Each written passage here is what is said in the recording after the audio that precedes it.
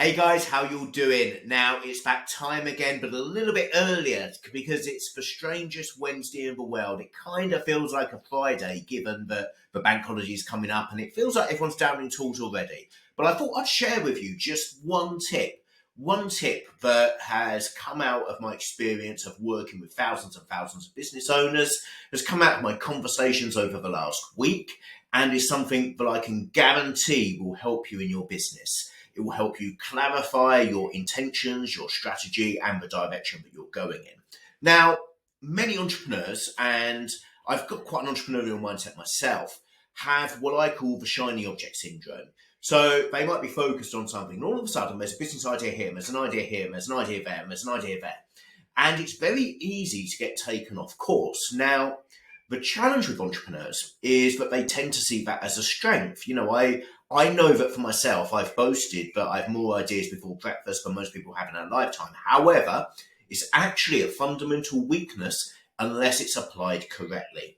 So, as an entrepreneur, what can you do? What can you do to harness this creativity and ideation, but also ensure that you have a strategy, you have tactics behind it, and you have a business that works for you?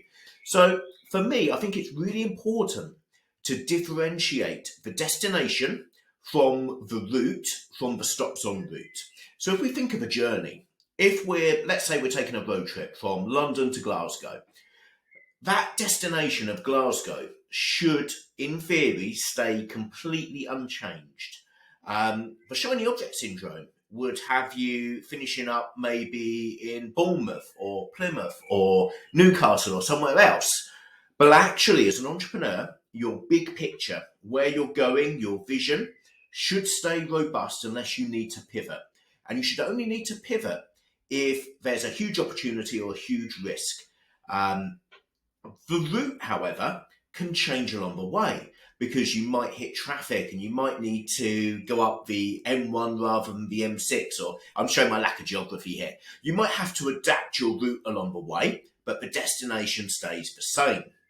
Now, along that route, you might have stop-offs, and you might decide to stop at that lovely farm shop services in the Lake District, or you might decide that you want to pop into Birmingham on the way, or whatever. That's when you can have your shiny object syndrome along the way. You can build things in that are aligned to your route at the time, which might change based on circumstances, and also aligned to your overall direction.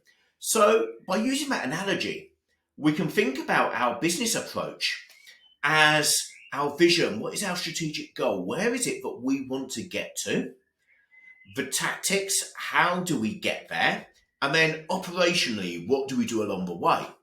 As long as you keep your creativity within the restrictions of all three, and you ensure that you only go off-piste if it's actually on your route towards your destination, or is part of a planned strategic pivot, that will help you harness this. So all the best with that. I appreciate this is earlier than normal. It's released on a Wednesday. Hopefully we'll get it pumped out on the Wednesday.